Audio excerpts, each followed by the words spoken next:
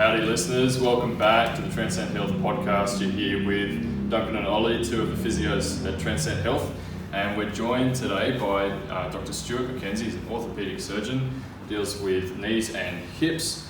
Last episode we spoke to Stuart about some non-operative measures like injections and things to do prior to an operation before we go that far with arthritis in the hip and the knee. And in this episode, Duncan, tell us a bit more about what we're going to be chatting to Stuart about.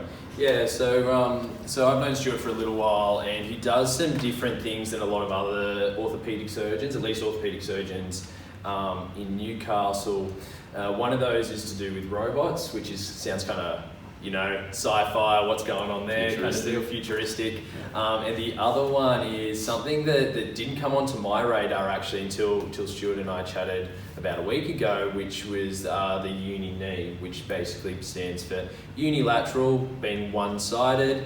And you kind of, from my understanding, but obviously we'll hear a bit more in a sec, is you just replace one side of the knee joint, essentially. Is that kind of accurate, Stuart, or have I really messed that up?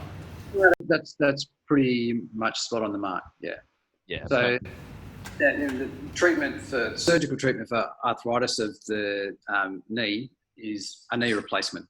We used to do arthroscopies, but we only do that very rarely these days in very select situations, because for most people that doesn't work. And so the treatment is knee replacement. And the options with that are either to do a total knee replacement or to do what's called a half knee replacement or a unilateral or uni-compartmental knee replacement. And the difference between a partial knee replacement and a total knee replacement is very big. Partial knee replacements are a much smaller operation. Recovery is much faster. In the short to medium term, the function is probably better with a uni-compartmental knee replacement than a total knee replacement as well. That said, total knee replacement is still very good, but in the right patient, uni-compartmental knee replacement is probably a better operation. You gave some material prior to this podcast as well, Stuart, which we looked over and found quite interesting. And in there I noticed that there was a little statement that said that a UKR or a unilateral knee replacement, which is what we're talking about, has a lower mortality rate. Do you want to talk a bit more about why that may be? Yeah, look, I mean, the mortality rate from total knee replacement is very low. I don't want to scare people. But a uni-compartmental knee replacement, it's a much smaller operation. So it's a much smaller physiological impact on the patient's body. In traditional ways of doing a total knee replacement, you put metal rods up the bones, up the middle of the bones, and there's some potential issues associated with that. But because uni-compartmental knee replacement is just a much smaller operation, a much smaller stress on the body, that all complications are less common with partial knee replacement than total knee replacement. As I said, total knee replacement is still a safe thing to do. The vast majority of people do well, but it's easier to get over a partial knee for sure. Yeah, for sure. Just for the viewers there, not the viewers, sorry, the listeners there. Just a couple of quick definitions, I think. So mortality rate or mortality basically means complications or bad things that may happen after a surgery or a particular intervention. And physiology is around what happens with the tissues of the body that are affected. Yeah, and surgery impacts your entire body. So it impacts sort of your heart and lungs and potentially brain and things as well. So a smaller operation is a smaller impact on you in general. Yeah. Just on that, like you said, we don't want to scare people away from having a total knee replacement if that's the right course of action. And you said the risk is very low. Do you just want to throw us a few quick numbers there, Stuart? So look, with total knee replacement, every operation has risks involved. With total knee replacement, I guess the biggest risk from my point of view is the risk of infection. The risk of that is around about 1%. We do lots of things to make that risk as low as we can. We dress in special spacesuits when we do the surgery. We've got special clean air conditioning and injections of antibiotics into the bone at the time of the operation as well. Unfortunately, we can never make that risk of infection completely zero, but it's around about 1%. Some other things, you can get blood clots in your legs called DVT that can break off and go to your lungs. Again, that's probably about a few percent chance of getting a DVT. Having it break off and go to your lungs is quite rare. But if it does happen, it can be life-threatening. Again, we do lots of things to minimise the risk of that, giving blood thinning medication, special pumps to keep the blood moving. And the most important one is these days we get people out of bed and walking as soon as we can after their surgery. In the old days, people used to stay in bed for 7 days or even longer. And that was when that became a real problem. But now that we get people moving, it's much less of a problem than it used to be. Yeah, be a little bit better at screening for some of those things as well prior to even considering an operation, right? Yeah, look, we think about risk factors, and because we know it historically was a problem, patients are more likely to get blood thinners to prevent it from happening, and all the other things, the stockings that we put on, and the pumps to move the blood around. So a whole lot of things that decrease that risk. Unique in the fact that you do a unilateral knee replacement. It's not very common, as you mentioned before. I have a question in regards to, because my understanding is that if you have a knee replacement of some kind, then you have to have sort of a revision every sort of 10 or so years. Is a revision for a UKR different to a TKR, or what's the idea? So the revision rates for both are a lot lower than people think. There's lots of people have heard that, I've been told that a knee replacement will last me 10 or 12 years. And perhaps historically that was the case. We've got a lot of data about how long they last because we track every knee replacement, every hip replacement that's done in this country. And so the chance of a knee replacement failing and needing to be redone is about 0.5% per year from the day of the operation. So there's actually a 95% chance it lasts 10 years. And there's a 90% chance if you have a knee replacement tomorrow that it's going to last you 20 years. Beyond that, it becomes less predictable, but there's no reason it can't last 25, 30 years. With uni-compartmental knee replacements, traditionally, it's a lower volume operation, so not as many of them are done. And because of that, people aren't as good at doing them because they don't have the experience with doing them, but it's also technically a bit of a more tricky operation, and it's less forgiving if you get it wrong. So historically, it has had shorter lifespan, so more likely like a 20-25% chance of having had it redone by the 10-year mark rather than a 5% chance. As you mentioned, I've started doing them using the robot system, which has been around in America for quite a while, but only a couple of years in Australia. And we've been tracking our results with partial knees done by the robot very closely. We've been doing them for about 3 or 4 years now. And at 3 years after surgery, if you've had a half knee replacement done by a robot, you've got 1/4 of the chance of having had to be redone than if you've had a half knee done without a robot. So if you do 100 half knees with a robot and 100 half knees without the robot, in 3 years, about 5 of the ones done without the robot will have had to have it redone. The ones who've had it done with the robot, only 1% of them, 1 out of that 100 will have had to have it redone. So the longevity doing it with the robot, well, certainly the survival in the short term is definitely better. We expect the longevity in the long term will be as well. Yeah. Do you think robotics are going to become a large part of surgery in general? What do you think is going to happen in that space with robotic augmented practice there? I do.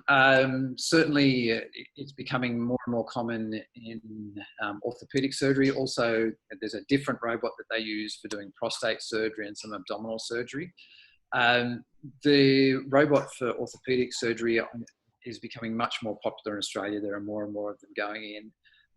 It's just a far more accurate way of putting things in. And the critical thing with any hip or knee replacement, whether it's a partial knee replacement or a total knee replacement, is being as accurate as you can with putting the pieces in, the parts, and making sure you balance all the ligaments out. And the robot is far more accurate than I can be doing it manually, and allows me to be more accurate with those two very important things. So I think in the long term, it's going to be a big advantage, and we're going to end up doing a lot of our surgery using the robot to help.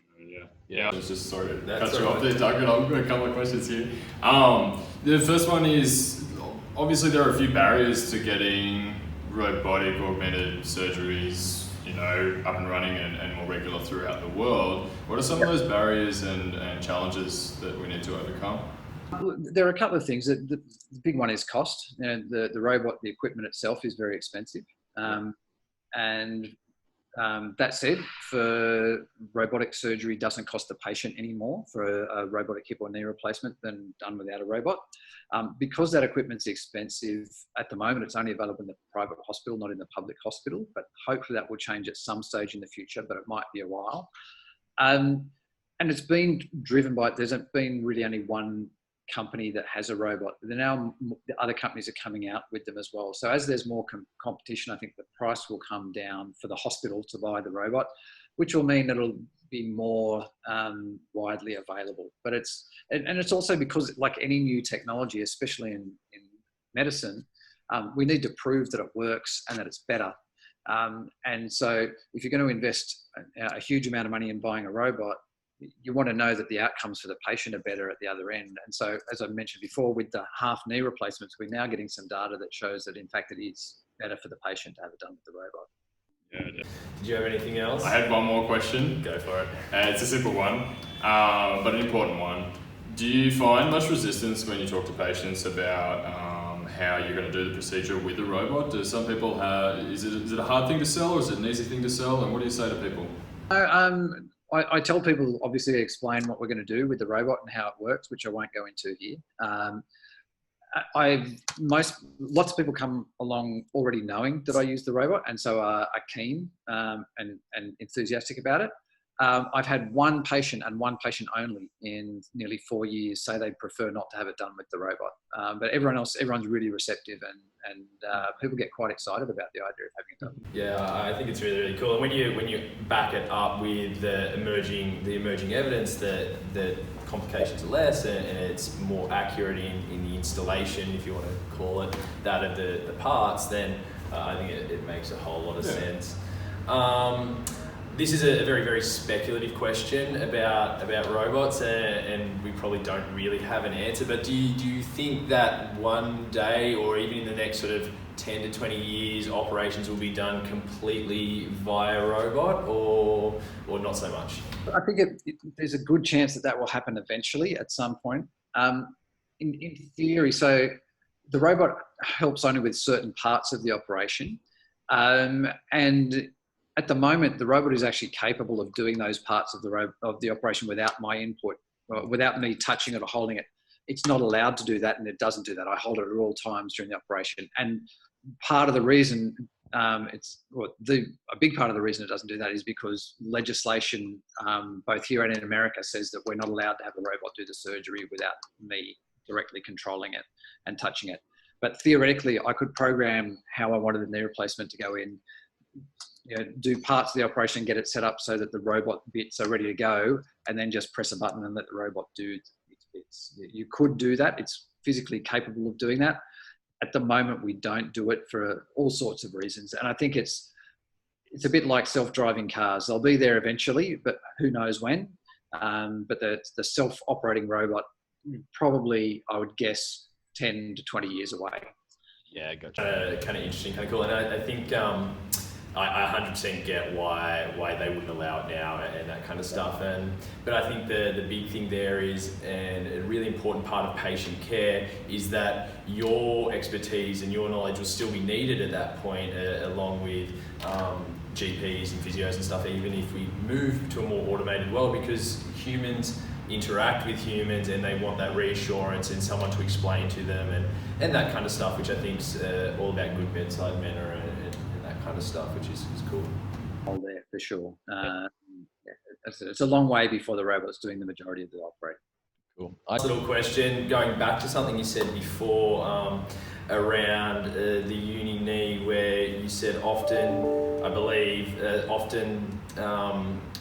the patient will have more capacity, I think, to do things, or less limitations to do things if they are eligible to have a unilateral knee. Does that mean, because I get a lot of patients coming to me after knee replacement that we rehab, and they might want to start running again or something, and that's obviously something that we like, probably not kind of situation, but do you have anything to add there? So a unicompartmental, and as you said, unicompartmental knee is not for everyone. It's only a good operation in the correct patient, and probably up to maybe a fifth of patients could potentially have a unicompartmental knee replacement.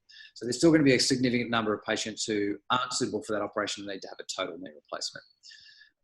The unicompartmental knee replacement has a bit better function and it feels a bit more natural. One of the things that you have to do a total knee replacement is take some of the ligaments in the knee out, whereas with a partial knee replacement, you leave those ligaments in. And what that means is that the knee moves, the biomechanics of the knee are less impacted by a partial knee replacement than they are by a total knee replacement. So people report that it feels a bit more natural than a total knee replacement. That allows people to have a bit more function and do a few more things. Running specifically, I don't tell people that they're not allowed to run with either a total knee or a partial knee replacement, but it's probably not a great idea because it puts a lot of stress on your joints, a lot of impact. And ultimately, if you run a lot with either any kind of joint replacement, it's going to wear out faster and you're going to need it redone earlier. It's like, so a joint's it's a mechanical bearing, like bearings in your car, for example. You know, if you drive a car, 100,000 kilometers in 5 years, it's going to wear out a lot quicker than if you drive at 20,000 kilometers in 5 years. So if you're running, it's going to wear it out eventually. Yeah, I think the conversation you and I have with patients, I definitely take it on a case-by-case basis with the running, but with an air of caution. That doesn't mean that you can't jog across the street if you need to. Discourage people from running for fitness and exercise and encourage things like cycling and swimming, which are much lower impact instead. Yeah, exactly. To not get hit by a car, that's a good idea to run. All right, well, any takeaways for you, Ollie, before we wrap this up? As last episode, just fantastic pearls of information there, Stuart. Thank you very much for joining us. I'm good to go, mate. It was really fantastic to hear from him again. Yeah, cool. I liked that we can probably talk about some more options, or at least know someone we can send someone to. Yeah, absolutely. That there's other options there potentially. Yeah. Cool. Well, thank you for that, Stuart. And we look forward to having you on again really soon. Thank you very much. I've enjoyed it. My pleasure.